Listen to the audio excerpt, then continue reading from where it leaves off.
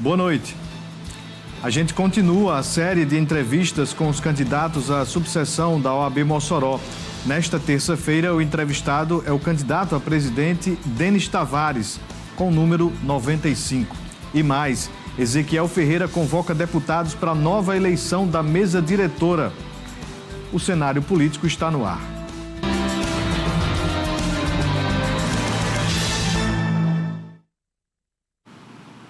Boa noite para você, minha amiga telespectadora. Boa noite para você, meu amigo telespectador. Estamos começando mais uma edição do Cenário Político TCM, ao vivo para toda Mossoró e várias cidades que possuem os serviços da TCM.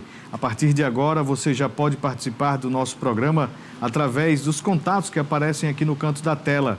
Nosso Instagram, @Cenário Político TCM, e também o WhatsApp 988028941. Hoje a gente entrevista o segundo candidato à presidência da OAB Mossoró, Dr. Denis Tavares, que já está aqui no estúdio da TCM. Vamos questionar sobre a candidatura, quais as propostas. E você, minha amiga advogada, você, meu amigo advogado, participe, interaja conosco aqui através dos contatos, tá bom? Bem, antes de a gente iniciar a entrevista, continua o trabalho para recuperar as rodovias do Rio Grande do Norte. Entre as medidas anunciadas pelo governo está a federalização de 140 quilômetros da RN 104. De acordo com a Secretaria Estadual de Infraestrutura do Rio Grande do Norte, até 2025, o desafio será recuperar 770 quilômetros de rodovias. Inclusive, municípios que ligam Mossoró vêm sendo contemplados, seja com a conclusão ou a previsão de entrega de estradas recuperadas.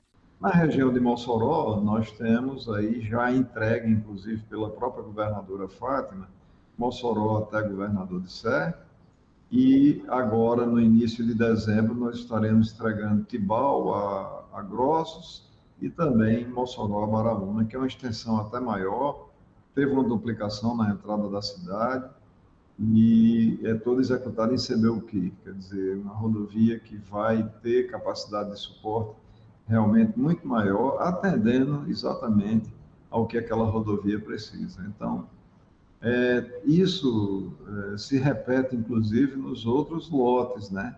Eu falei aqui do lote 1, que tem mais um distrito, que é o distrito de Pau dos Ferros, onde nós já temos também rodovias prontas e outras em finalização. Vale lembrar que, como parte de um acordo com o DENIT, também serão recuperados outros 130 quilômetros de rodovias estaduais, como uma forma de compensação pela ruptura da ponte da BR-304. Por falar na construção dessa ponte, a previsão de entrega da obra é para março do próximo ano. A ponte está sendo construída, né? A ponte BR-304 já está com a obra bem avançada, e o desvio foi executado, está funcionando, mas a ponte tem uma expectativa aí até o mês de março do próximo ano ela já esteja entregue a todos os usuários, quer dizer, a sociedade potiguar, para começar a funcionar. Até lá a gente espera, inclusive, que a licitação da duplicação da BR-304 também já esteja na praça, já tenha sido publicado, que a expectativa que nós temos que até 31 de dezembro a duplicação, a primeira etapa da duplicação da BR-304 também já esteja em processo licitatório. Uma outra novidade é a de que a RN 104 passará a integrar a malha federal, se tornando assim a BR 104 com 140 quilômetros de trechos rodoviários incluídos no processo de federalização. Qual é a vantagem para o Rio Grande do Norte? Nós tiraremos a responsabilidade de manutenção do estado do Rio Grande do Norte de 140 quilômetros e que serão imediatamente tratados pelo DENIT, imediatamente tratados pelo governo federal. Até a implantação definitiva dessa BR, que será uma BR nova, uma BR com todos os critérios, com todos os elementos técnicos de uma rodovia federal, ela terá manutenção absorvida diretamente pelo DENIT. A gente espera que, de fato, continue esse processo de recuperação das rodovias do Rio Grande do Norte. Ontem nós trouxemos a informação com relação ao não cumprimento de uma meta fiscal estabelecida junto ao governo federal. ponto que fez com que o governo desse atenção a essa questão da recuperação das rodovias, porque não vai receber essa segunda parcela do PEF, né, no próximo ano. Apenas para 2026 vão tentar, em 2025, cumprir estas metas estabelecidas. A gente segue acompanhando. Vamos iniciar a nossa entrevista com o Dr. Denis Tavares, candidato à presidência da OAB Mossoró, dando sequência aqui às nossas entrevistas com os candidatos à subseção da OAB moçoroense. Dr. Denis, seja bem-vindo ao cenário político TCM. A minha primeira pergunta é sobre quem é Dr. Denis Tavares e por que se candidatar à OAB moçoroense. Boa noite.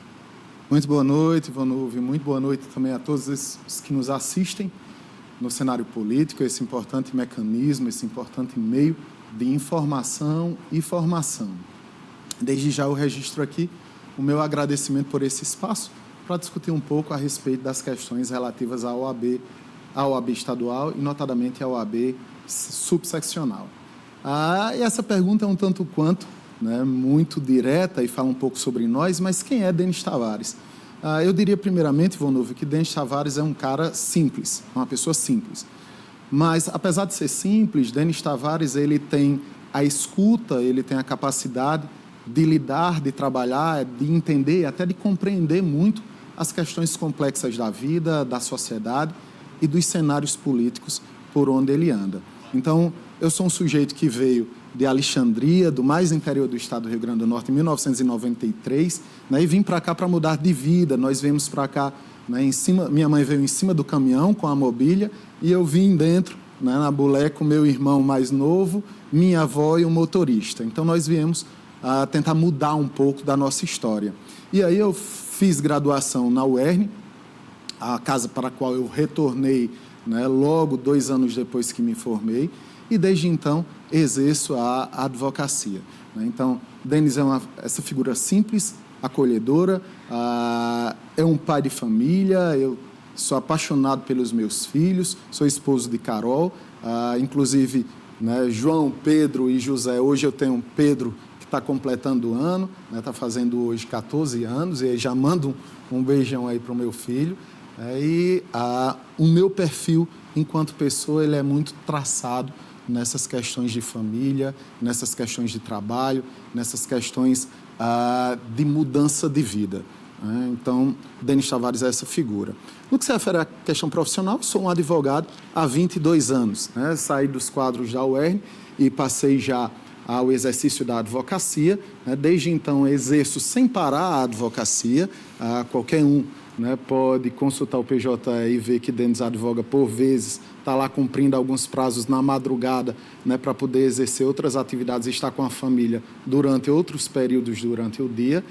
E também sou professor. Né? No exercício da advocacia eu tenho vivenciado aí, desde aquela advocacia que começa com muita dificuldade, Ivanove. No início da minha advocacia eu não tinha veículo, eu não tinha escritório, né? E aí eu precisava, por vezes, quando o cliente queria um atendimento comigo, eu precisava marcar um cafezinho há 20 anos atrás para poder ter um lugar onde eu pudesse conversar com ele.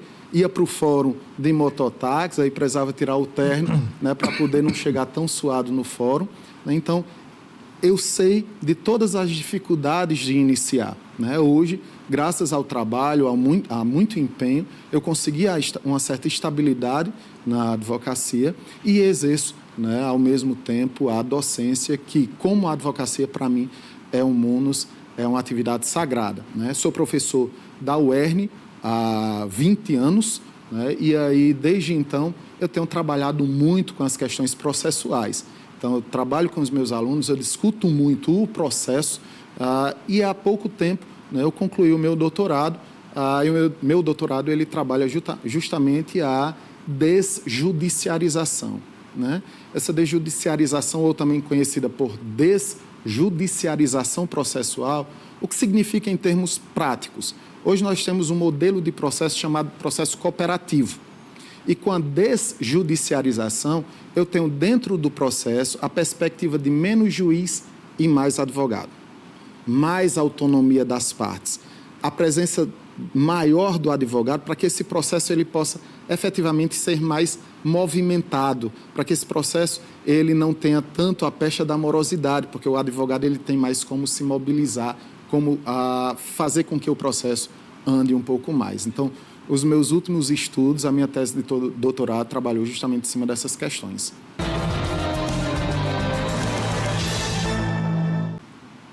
Bem, tem informação. Na sessão ordinária desta terça-feira da Câmara Municipal de Mossoró, o Legislativo recebeu um grupo de agentes de saúde e endemias que compareceu à Casa Legislativa para solicitar a aprovação do Incentivo Financeiro Adicional, IFA. Este repasse é extra e visa custear ações e fortalecer políticas públicas sem gerar, segundo as categorias, impacto financeiro para o município, porque é recurso federal proveniente do Ministério da Saúde e regulamentado por lei federal. A vereadora Marleide Cunha, em pronunciamento na tribuna do plenário, ressaltou que Mossoró ainda não efetua esse repasse aos agentes. Ela destacou que já existe um projeto de lei protocolado na Câmara autorizando o Poder Executivo a efetuar o pagamento do IFA. O vereador Genilson Alves, líder da bancada governista, reforçou a importância do diálogo entre os vereadores e as secretarias envolvidas com a questão do repasse do IFA. É um assunto que vamos discutir com os secretários responsáveis. Esse ponto específico não compete à Câmara de Vereadores, disse Genilson. Os vereadores ouviram as reivindicações das categorias e se comprometeram em buscar a votação para a aprovação dos pleitos junto à Comissão de Constituição, Justiça e Redação da Casa. Vamos voltar aqui à nossa entrevista com o Dr. Denis Tavares, candidato a presidente da OAB Mossoró.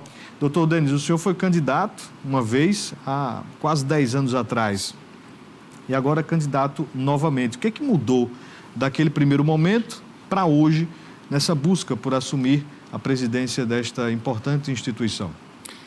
Hoje, o Denis Tavares de hoje é um Denis muito mais preparado e muito mais amadurecido, Vonúvio.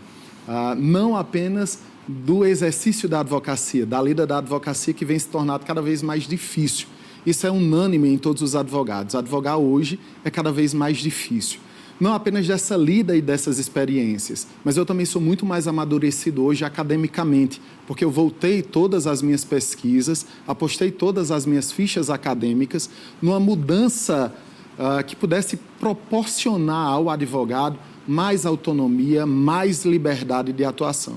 Inclusive, né, a minha tese de doutorado foi encaminhada hoje, pela banca do doutorado para um doutrinador brasileiro que trabalha com processo estrutural, ou seja, mudanças estruturais, Elton Venturini, que ele hoje é desembargador do Tribunal Regional Federal. A gente, sempre que entrevista, né, a cada eleição, os candidatos à OAB sempre tem aquela pergunta sobre as prerrogativas, né? Acredito que deve ser o principal ponto buscado aí pelos candidatos, mas qual é a proposta do candidato para fortalecer a defesa das prerrogativas das advogadas e advogados aqui em Mossoró? De fato, sempre se fala muito, e esse é o ponto básico, o ponto eixo, quando se trata das políticas da ordem. As prerrogativas, Vonúvio, e a gente fala muito simplesmente a respeito disso, porque não são só advogados e advogadas que acompanham o seu programa, mas toda a sociedade moçoroense. As prerrogativas, elas funcionam como se fosse um escudo e uma lança para alguém que vai para uma batalha. Então, o advogado é esse alguém que vai para uma batalha, que vai para um conflito. Ele precisa estar armado, ele precisa ter um escudo e precisa ter uma lança. Por vezes, o advogado ele vai lutar até mesmo contra o poder público, que tem uma força enorme, e aí ele precisa de um mínimo de proteção para ir para essa batalha. Então, funcionam as prerrogativas como esse escudo e como essa lança. Por isso que é sempre extremamente importante a ordem debater sobre as prerrogativas. Mas no que se refere à questão das prerrogativas, nós temos que ter um olhar sobre as prerrogativas, não apenas um olhar pontual, ou seja, nós ouvimos, né, e tomamos conhecimento que nos últimos 3 anos a ordem ela atuou em cerca de 600 violações de prerrogativas. Isso foi um trabalho bem feito. No entanto, nós não podemos ficar acomodados a entender que devemos trabalhar apenas de forma pontual. Nós devemos ter uma autorreflexão e entender que isso é um problema raiz. O que é que está causando tantas violações às prerrogativas. Porque se nós não pararmos para pensar sobre isso, Vanúvio, nós vamos ter algum dia em que haverá violação pela manhã, à tarde, à noite, à madrugada, e haverá uma exaustão dos advogados que trabalham nessa defesa e não terão como trabalhar. Então, nós temos que pensar na causa, o que está gerando efetivamente o desrespeito dos advogados em todos esses lugares. E aí é uma falta de revigoramento da institucionalidade da ordem. Esse é o ponto de partida. Para além desse pensamento da ordem autocrítico enquanto ordem, ela tem que atuar e se mobilizar mais para não estar apenas no varejo, né, no trabalho do varejo. Para trabalhar dessa forma, né, nós temos que reconsiderar que a advocacia tem que trazer, a moçoroense notadamente, tem que trazer de volta tudo aquilo que ela perdeu durante esses 6 anos, tudo aquilo que foi retirado dela e que é essencial essa representatividade para que ela possa exercer uma institucionalidade. Nós não podemos entender uma ordem que quer ser forte, mas que está dividida em Mossoró. Nós temos hoje em Mossoró um cenário de 2 OABs, a OAB do Centro e a OAB do Nova Betânia. A OAB do Nova Betânia foi aquela que os advogados moçoroenses, no pleito passado, escolheram a presidência atual. A OAB do Centro é a ordem da estadual, que mina a OAB da Nova Betânia, que esconde, que escanteia a ordem da Nova Betânia, porque quer impor sobre Mossoró os seus ditames. Para você ter uma ideia, a presidência da ordem em Mossoró do Nova Betânia não tem as chaves, num contexto até metafórico, mas ele não tem as chaves da casa do advogado do Centro, porque essa casa está nas mãos na administração de Natal, né, que não quer a unidade de Mossoró, que não quer que Mossoró exerça o protagonismo que tem. E aí, diante de tudo isso, né, muito se propõe, muito se fala, é necessário uma procuradoria das prerrogativas. O que é isso? Um advogado pago pela própria OAB para atuar na defesa de advogados quando são violados. Só que eu não posso, Vanúvio, tratar a ordem de forma não transparente. Nós temos que ter transparência. O advogado ele precisa de transparência. O advogado não é bobo, né? E aí, quando nós falamos, né, que nós vamos trazer a procuradoria das prerrogativas para Mossoró, nós estamos enganando os advogados, porque, na realidade, esse processo já começou em 2023. Então, em 2023, a OAB Mossoró encaminha para Natal um processo, e eu vou deixar até a cópia aqui desse processo, né, para que fique arquivado aqui junto aos anais do seu programa, encaminhou o processo para Natal. A Procuradoria de Natal já aprovou que Mossoró deve ter um advogado contratado para defender as prerrogativas. No entanto, esse processo está estacionado desde 2023. Isso por quê? Porque a advocacia natalense, de fato, não se preocupa com a advocacia de Mossoró. E quem está à sombra da advocacia de Natal não corresponde aos anseios de Mossoró. Porque se correspondesse a esses anseios, a Procuradoria já estaria criada aqui. E não está, porque justamente o pensamento de Mossoró não se alinha ao pensamento de Natal, que quer fazer Mossoró sucumbir.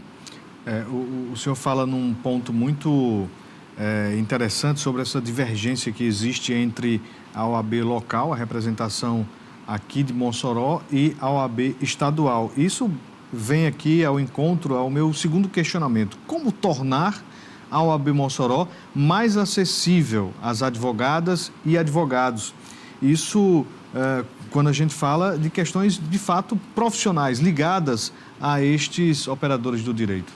Hoje nós temos uma política local de uma acessibilidade extremamente, uma acessibilidade até bem desenhada, né? A ordem ela funciona todos os dias, ela tem, salvo os finais de semana, ela tem servidores, ela tem funcionários que estão lá, tem advogados que trabalham nas comissões e acolhem as demandas, e existem dias em que se atende efetivamente ao advogado, né? Mas quando nós pensamos em acessibilidade, Vanúvio, aí tem até algumas questões que são contraditórias. Vejam, até pouco tempo, foi apenas nessa última gestão, mas nos 3 anos antes, aquele advogado que não tem um escritório próprio, existem algumas salas da advocacia, dentro da OAB, em que ele pode ir lá, marcar, agendar o horário e atender o seu cliente, já que ele não tem condição de pagar o seu próprio escritório.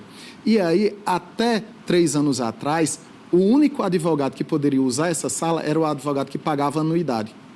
O que não pagava anuidade não poderia usar essa sala.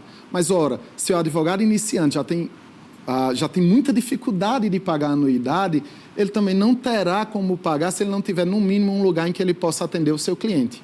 E quando se fala da Casa da Advocacia lá no centro da cidade, abriu as portas recentemente para os advogados inadimplentes, que isso corresponde a cerca de 50%. 50% dos advogados no estado do Rio Grande do Norte, eles não conseguem pagar anuidade. Então, esses 50%, eles não são assistidos pela Caixa de Assistência de Advogados. Apenas quando entrou agora em período eleitoral, a Casa do Centro passou a atender até mesmo os advogados inadimplentes. Então, nós vamos quebrar essas barreiras. Tanto o advogado adimplente como o inadimplente, ele precisa da ordem. Notadamente o inadimplente, que ele está numa situação de maior vulnerabilidade, uma situação de maior dificuldade. Então, a porta da ordem estará aberta, a Casa da Advocacia estará aberta para todo e qualquer advogado, para atender a qualquer um, né, psicologicamente, nas questões atinentes à saúde, tanto aqueles que pagam a anuidade como aqueles que não pagam. Como é que o candidato pretende promover a capacitação desse advogado? Nós já começamos a dialogar com as instituições, nós já começamos a trabalhar com os centros acadêmicos e nós trabalhamos com o centro acadêmico para que a imersão do estudante de direito ela seja feita desde os últimos períodos da faculdade, para que o advogado ele não entre na ordem apenas quando ele receba a carteira, mas que ele comece esse período de imersão desde antes. Isso já foi conversado com os centros acadêmicos, já foi conversado com alguns reitores, né, para que a gente possa abrir essas portas, fazer com que esse ainda aluno de direito, ele possa conhecer lá a ordem de dentro, né, desde antes dele começar a ser advogado. E isso, né, além do que, né, nós vamos trabalhar, obviamente, com parcerias, com projetos de extensão, com projetos de capacitação, cursos, né, que isso tudo está planejado também. Bem, vamos de informação estadual. Pois é, a Assembleia Legislativa tomou hoje duas importantes decisões. A primeira foi a convocação para amanhã, quarta-feira, da eleição da mesa diretora para o próximo biênio. Passou ainda pela Comissão de Constituição e Justiça o aumento do ICMS. A primeira sessão da semana, que teve 17 deputados presentes, começou com um anúncio importante. A sessão preparatória para a eleição da mesa diretora da Casa, referente ao biênio 2025-2027. Uma antecipação do presidente Ezequiel Ferreira à decisão do Supremo Tribunal Federal sobre o prazo para a realização de eleições de mesas diretoras, que ainda está em tramitação no tribunal. Possivelmente de chapa única, a eleição marcada para amanhã deve ser rápida e simples. É uma sessão própria. Esse tipo de deliberação tem que acontecer em sessões assim, não se trata de sessão ordinária nem extraordinária. Então vai ser um procedimento normal, como se deu para a eleição da primeira mesa, né, para a mesa desse primeiro biênio. Os candidatos, os postulantes vão registrar suas candidaturas e serão elaboradas cédulas, né? A votação acontece de forma secreta, mas a sessão ela é pública. Marcada a eleição, os discursos na sessão giraram em torno de vários assuntos, mas a maior parte deles referentes às mensagens do governo que alteram alíquotas de impostos, como ITCD, IPVA e ICMS, e o projeto de reajuste do salário dos servidores, em que a aprovação está atrelada ao aumento do ICMS de 18% para 20%. Todos os estados nordestinos já fizeram isso, independente de limite de pessoal, independente de ter correção salarial de categorias a fazer. Por quê? Porque isso impacta cotidianamente na vida dos municípios, do estado, e porque com a reforma tributária, a distribuição do IBS será feita a partir da arrecadação que os estados fizerem até a regulamentação da reforma tributária. Então, sem esse incremento de arrecadação, o estado do Rio Grande do Norte e os municípios potiguares irão passar 49 anos de perdas de arrecadação que impactarão diretamente na vida do povo. A oposição tentou colocar emendas que retirassem a condicionante imposta pelo governo do estado no texto original do projeto, mas elas não passaram pela segunda revisão da Comissão de Constituição e Justiça. O projeto está vindo original porque todas as emendas foram derrubadas na CCJ, então o projeto vai seguir original. Aqui aqui para o plenário, porque o governo tem a maioria dentro da Comissão de Justiça, na CCJ, tem a maioria. Então, foi toda derrubada todas as emendas. Então, ninguém criou despesa. Tá? O governo vem, o projeto de lei vem original para o plenário, que é soberano, para ser aprovado. De antemão, acho impossível o governo cumprir. Mas vamos deixar tramitar aqui, ser votado aqui no plenário, para a gente aguardar e lá na frente as pessoas vão ver o quanto nós temos razão e quanto a gente trabalha sério. Com as emendas derrubadas nas comissões, o projeto de aumento dos servidores estaduais volta ao plenário no seu aspecto original, contendo a condicionante do Estado de que os reajustes só devem ser dados caso haja um aumento na arrecadação dos impostos por parte do governo estadual. Agora, situação e oposição devem travar uma nova batalha, que envolverá a votação do ICMS e do reajuste dos servidores. Eu sou a favor do aumento, ele sendo exequível. Ele não sendo exequível, eu sou contra, porque o governo não está cumprindo a sua meta de diminuição de despesa junto à sua receita corrente líquida. Esse é o problema. E a Constituição tem que ser cumprida. Não sou eu que estou dizendo. Então, nós temos que ser responsáveis atuando aqui dentro da casa para que a gente possa corresponder à sociedade, né, com aquilo que aquela perspectiva que ela teve quando votou na gente. Como é que um governo vai dar reajuste ou recomposição salarial se ele não tiver o dinheiro para pagar? É como na casa da gente. Às vezes a gente tem vontade de fazer muita coisa na casa da gente, mas a gente só pode ir até onde o dinheiro, até onde a receita permite.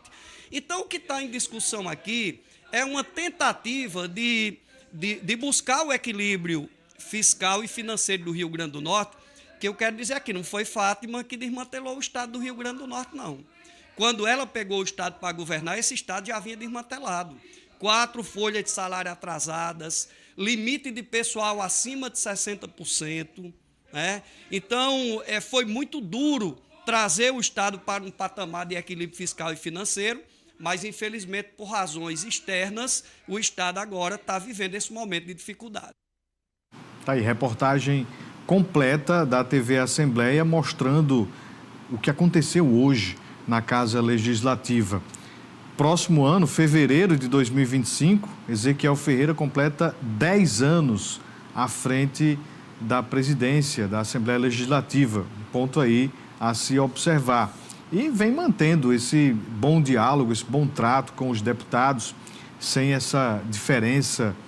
Cada deputado exerce o seu poder como parlamentar de igual forma e talvez isso é o que tem deixado o Ezequiel tanto tempo ali na presidência da casa. Sobre o ICMS, sobre a aprovação dessas medidas do governo do Estado na Assembleia Legislativa, é realmente algo que vai trazer um certo conforto para o Estado, já que não vai ter mais desculpa se não der certo, por exemplo, recomposição salarial, outras pautas dos servidores e até mesmo obras no Rio Grande do Norte.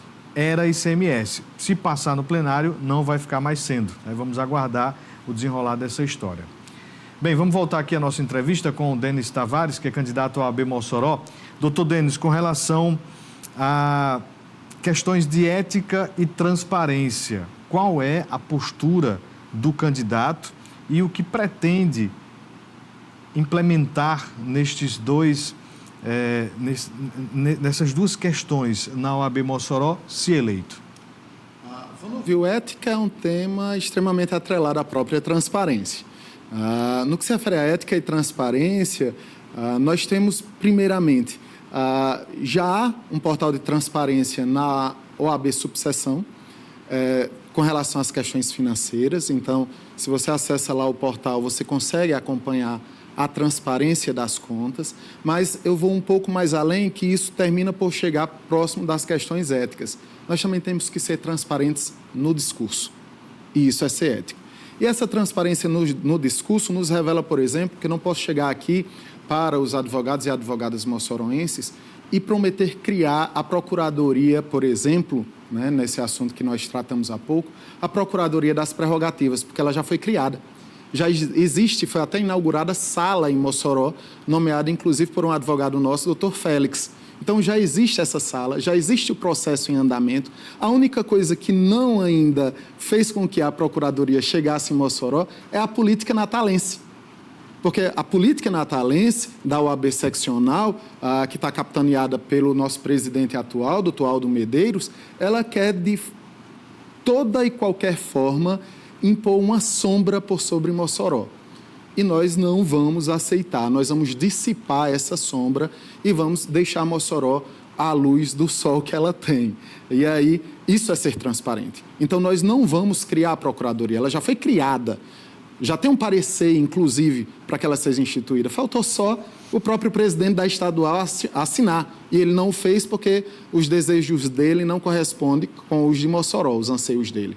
Então, a gente precisa ser transparente nesse discurso. Agora, nós vamos lutar para que essa procuradoria efetivamente venha. E Natal vai nos trazer já um compromisso da doutora Rossana, inclusive, um compromisso na carta prêmio dela, de a procuradoria chegar a Mossoró, porque o processo já existe. Então, isso é ser ético. Isso é ser transparente, é mostrar o que foi feito, o que não foi feito, porque o advogado, ele não é um sujeito, né, que se pode enganar, ou, né, se ele ainda consegue comprar uma determinada ideia, mas essa ideia não fica por muito tempo. Um abraço aqui para o seu Aldo Ferreira, sempre acompanhando aqui a gente, obrigado pela audiência. Janilson, também do bairro Belo Horizonte, deixando mensagem. Estou recebendo também aqui a foto da audiência aqui de João, diretor da UPA. Obrigado, João. O pessoal sempre mandando fotos da televisão. Tem uma pergunta aqui do Matheus Costa. Professor Denis, em uma de suas propostas, o senhor fala que foi retirado o TED e o trará de volta para Mossoró.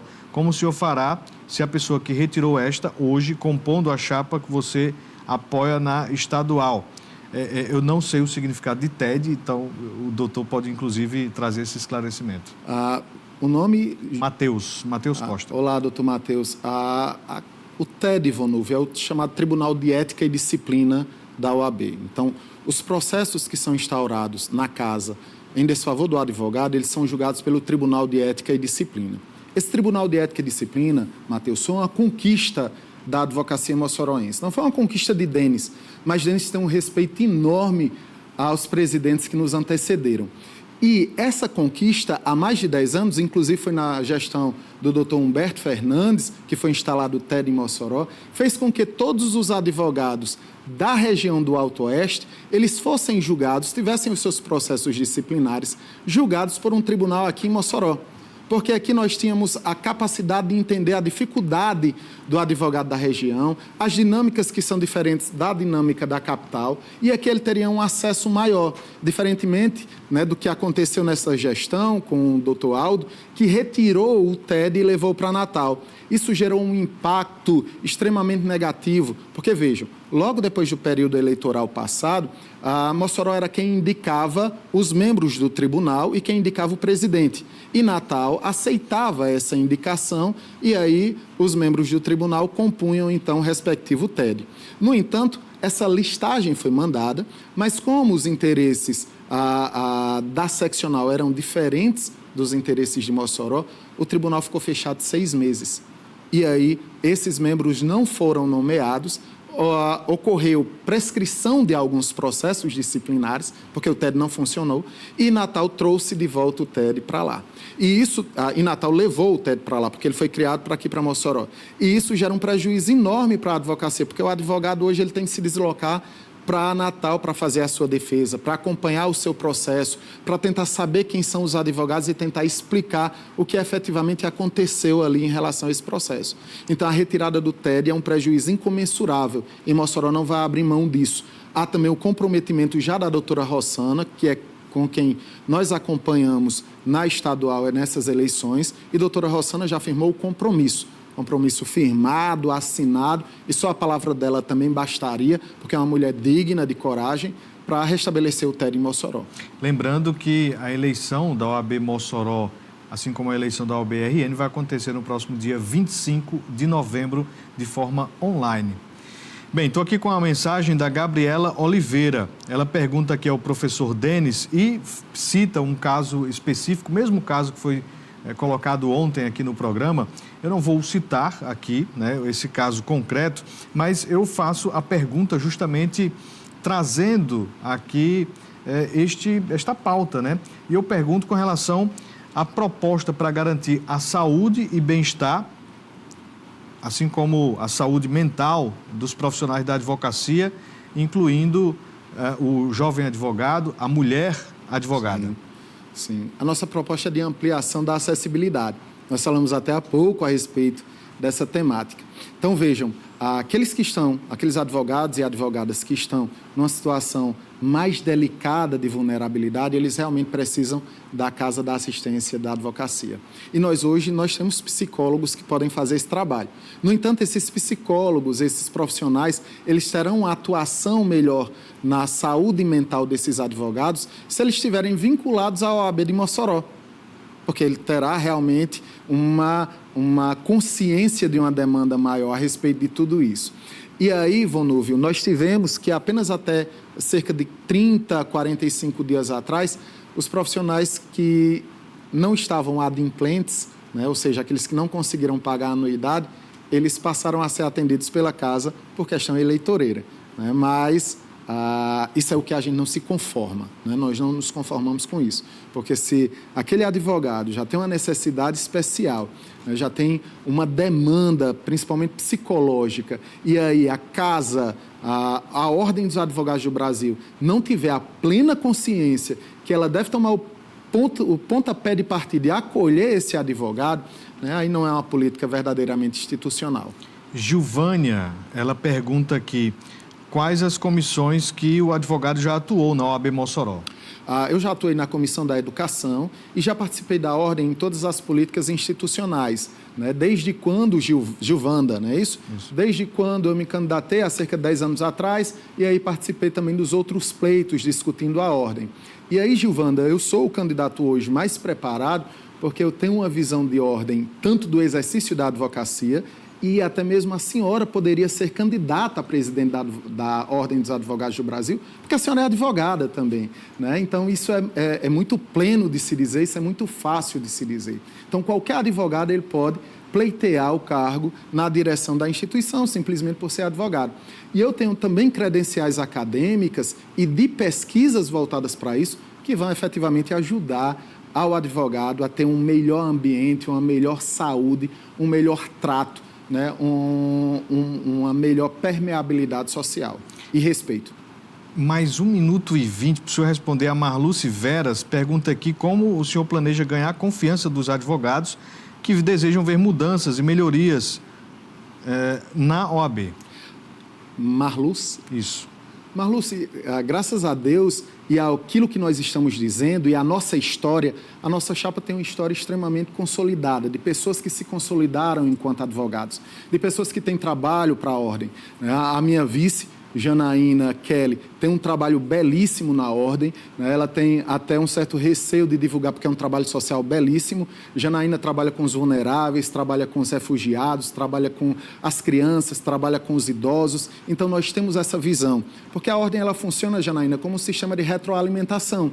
Nós escolhemos as credenciais por aquilo que nós colocamos à disposição da sociedade e essas credenciais nos fortalecem, nos fortifica enquanto instituição para manter o diálogo com as outras instituições. E eu vou ajustando as perguntas, tá, pessoal? Vou ajustando para a gente seguir aqui da melhor forma possível. Bem, doutor Denis Tavares, candidato à OAB Mossoró, o senhor tem 1 minuto para conversar diretamente com as advogadas e advogados que acompanham aqui o nosso cenário político TCM. Vanúvio, só uma questão. Pode nos encaminhar depois essas perguntas que a gente vai tentar responder todas, né, aí por algum mecanismo.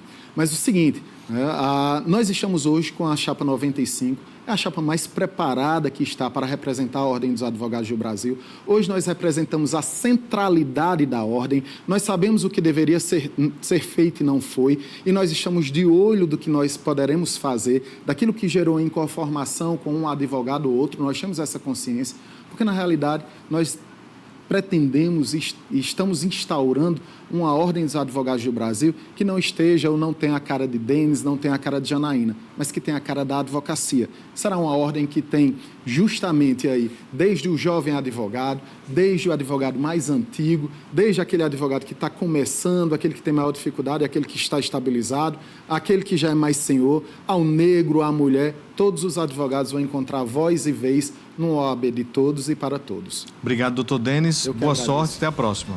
Muito obrigado. A você de casa, a gente agradece a audiência. Lembrando que o programa já vai estar no YouTube. Uma ótima noite, até amanhã. Um abraço.